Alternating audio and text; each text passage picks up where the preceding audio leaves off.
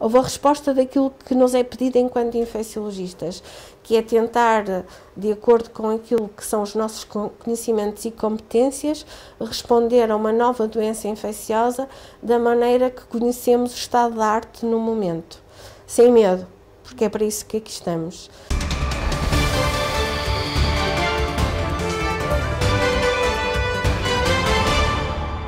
O Serviço de Infecciologia, desde o início, teve, portanto, desde fevereiro, início de fevereiro, teve naquilo que foi a resposta à pandemia a todos os níveis. Portanto, eu, além de dirigir o Serviço de Infecciologia, sou coordenadora do GCL Pepsira da OLS Matosinhos e, portanto, nós preparamos todas as necessidades de estrutura da OLS. Começou por se organizar uma primeira enfermaria no piso 4 com 15 camas para doentes Covid. Organizamos também, depois, em seguida, a capacidade de termos uma urgência Covid e não Covid, portanto, usamos um espaço que era para colheitas e que dava apoio ao apoio pediátrico referenciado, que é uma urgência interna referenciada dos centros de saúde, porque nós somos uma OLS Pediatria. Esse espaço foi reconvertido numa urgência não Covid, porque fica ao lado da urgência habitual, e tivemos que arranjar outro espaço para esse APR e para as colheitas, e assim sucessivamente, ou seja, sempre que precisávamos de uma enfermaria tinha que ser adaptada, tivemos que adaptar estruturas nas diferentes unidades do ACES para a ADC, na altura, a ADR, portanto, atendimento aos doentes Covid, depois agora respiratórios, e isto foi feito de forma gradual e consequente. Também, no início, o desconhecimento era muito maior do que hoje, questionava-se muito como é que se deveria fazer a proteção dos profissionais, como é que era transmitido o SARS-CoV-2, havia muitos mitos, muitas dificuldades e, mais uma vez, apesar deste serviço ser extremamente pequeno, foram os infecciologistas que estiveram na primeira linha a dar a cara.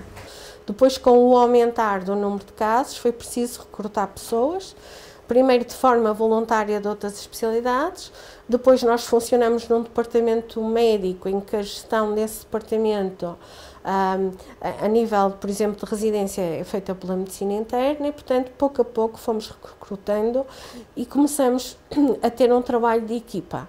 E esse trabalho foi excepcional, as pessoas a todos os níveis, desde médicos de várias especialidades.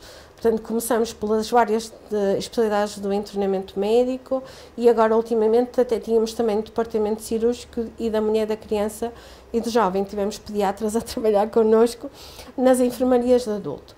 Portanto, eu acho que nós conseguimos, se calhar, levar isto a bom porto porque funcionamos em equipa.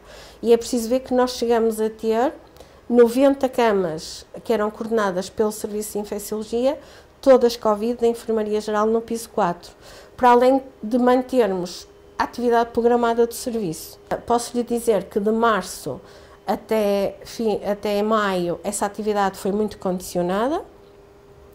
O que nós mantivemos de atividade específica, porque tal como as cirurgias, as consultas foram todas canceladas. E, portanto, qual é a outra atividade assistencial? Apoio na área de infecciologia a todo o internamento. Infecciologia transversal aos cuidados. Embora esteja situada no Departamento de Medicina, vê doentes em todos os serviços e áreas de internamento do hospital, desde a neonatologia até à cirurgia, seja ela qual for. Portanto, esse trabalho continuou. Tínhamos 5 especialistas e 3 internos, do qual um era do primeiro ano, portanto estava a fazer estágio de medicina interna, e outro do 5º e outro do 4º, ou melhor, na altura tínhamos 2 do 4º ano e uma do 5º, que depois, entretanto, em outubro acabou a especialidade. E, na realidade, os internos do 4º e 5º ano começaram a assumir atividade como especialista. Porquê? Porque no início nós tínhamos sempre uma pessoa a dar apoio na urgência Covid 24 horas e outra pessoa a fazer residência de internamento 24 horas. E inicialmente, quando tivemos apenas uma enfermaria com essas tais 15 camas, éramos só nós a fazer isso. Depois, chegámos às 90 camas, tínhamos que ter uma equipa em cada ala para fazer isso. Portanto, o que eu fiz foi atribuir uma coordenação a um dos assistentes do serviço para tentar coordenar as aulas, no sentido digamos, um bocadinho de ver o que era em termos clínicos importantes, fui a pessoa que esteve responsável por congregar os protocolos, portanto, que foram desenhados dentro do serviço, mas depois houve protocolos que foram desenhados com os cuidados intermédios, nomeadamente de oxigenoterapia de alto fluxo e VNI, por exemplo, outros protocolos, por exemplo, com os paliativos para o doente terminal, protocolos, por exemplo, de visitas excepcionais ao doente também em terminal, pronto. Houve uma série de protocolos que essa pessoa também teve a responsabilidade de coordenar. Pronto, para além disso, o residente de infecciologia que faz agora apenas 24, portanto faz as 24 horas de residência durante a noite, está sozinho a fazer residência, sejam 15, sejam 90 camas, pronto, tem sempre a possibilidade de coordenar com quem está na unidade de cuidados dos intermédios e de intensivos, gerir essas necessidades dos doentes que agravam, e muitas vezes agravam rapidamente, e depois dá, neste momento, apoio de consultadoria, portanto, discute todos os doentes que entram e ficam em OBS Covid, que depois precisam ou não de internamento, dependendo da forma como evoluem. Desde outubro, ou melhor, desde dezembro para cá, temos neste momento 7 especialistas e temos mais um interno que entrou este ano, mas que lá está, os internos de primeiro e segundo ano estão a fazer estágios obrigatórios fora da infecciologia. Tivemos que alocar pessoas para estar a trabalhar na área Covid, que basicamente foi quase o serviço todo, e depois tivemos uma pessoa que eu nomeei como responsável para manter a capacidade de nós mantermos o trabalho ao doente não Covid. E então o que temos é uma pessoa, portanto, que continua a dar apoio aos internamentos todos fora da área não Covid. E depois, quando retomamos as consultas, portanto, que foram retomadas presenciais a partir mais ou menos de abril, maio, claro que deixamos muitas consultas atrasadas por fazer, não é? Mas a partir daí, a nossa lista de espera do CTH, nomeadamente para o doente VIH, mas também para outros, foi reposta. Portanto, neste momento nós não temos nenhuma primeira consulta do CTH em falta por ver. A mesma situação não acontece e também as consultas de PrEP também se mantiveram. A consulta de viagem, claro, diminuiu imenso porque deixou de haver viagens. A consulta de imunomodulação, que é uma consulta que pretende ver o risco infeccioso e preveni-lo nos doentes que vão fazer terapêuticas imunossupressoras, doentes oncológicos, doentes que fazem biológicos das várias especialidades, e que é uma consulta que tem sempre muito requisito. Aí sim, temos mais de 100 consultas primeiras atrasadas, mas é tudo pedidos internos e alguns desses, aqueles que fossem mais urgentes, nós resolvíamos entre nós aqui dentro e, portanto, achamos que poderíamos colmatar dessa forma. A partir de abril, então, todas as primeiras consultas têm que ser presenciais e foram, e as segundas consultas passaram a ser teleconsultas, com exceção de quando precisamos de mudar um tratamento, de iniciar um tratamento, uma situação que nós percebemos que não está bem na teleconsulta e que não é uma situação do ponto de vista respiratório, porque essas são todas orientadas para a urgência Covid, não é? Então o doente vem presencialmente ao hospital e nós vemos. Neste momento também temos uma pessoa a assegurar a maioria dessas teleconsultas, embora outros especialistas também assegurem a sua teleconsulta. Ou seja, na realidade, eu posso dizer que tenho uma pessoa a tempo inteiro a fazer esta atividade programada da infecciologia, internamento, consultas multidisciplinares, primeiras consultas, e depois tenho mais 2 ou 3 especialistas que fazem algumas horas também de teleconsulta.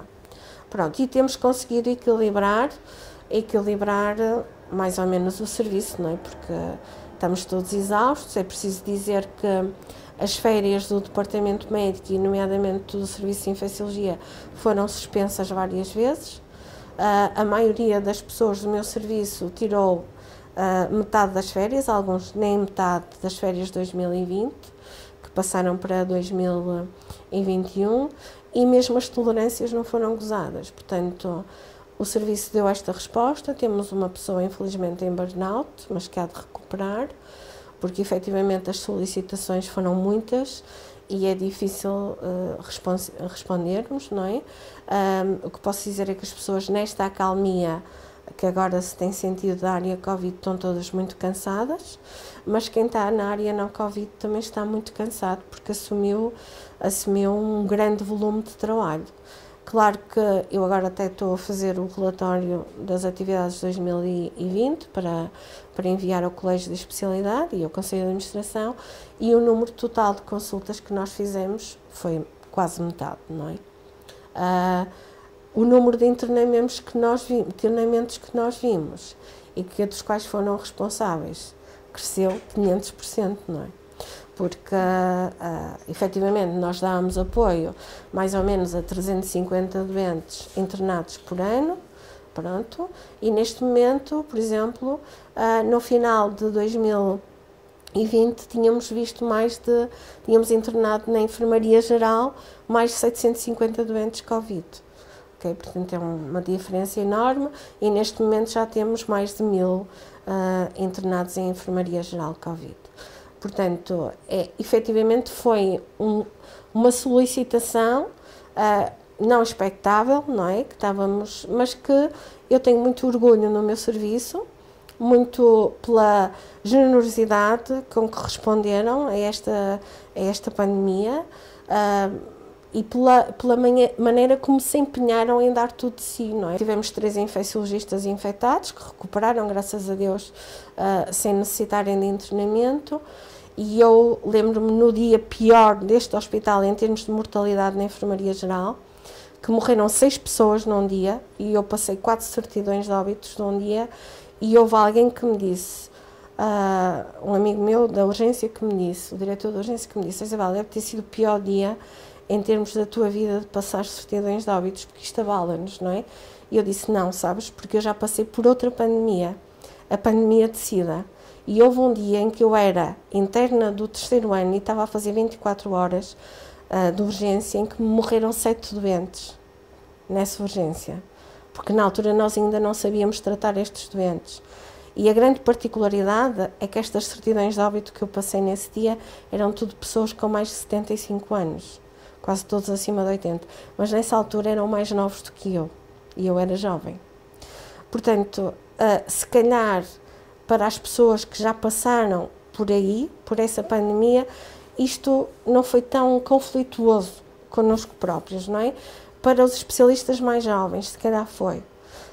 E uma coisa para a qual ninguém estava preparado em termos emocionais, nem em termos estruturais de hospitais. Portanto, eu acho que todas as pessoas, em todos os hospitais que estiveram nesta linha da frente, e até os próprios conselhos de administração, tiveram que mudar a sua maneira de pensar, reestruturar estruturas. Isso veio trazer, claro que ninguém queria ter a pandemia, e é péssimo termos, e o que isto vai deixar nas gerações seguintes, em termos de doentes diagnósticos que devíamos ter feito e não fizemos, etc., e de mortes, etc., não é aceitável, não é? Do ponto de vista nosso emocional, mas efetivamente todos crescemos e os hospitais prepararam-se de uma maneira que eu acho que foi extraordinária.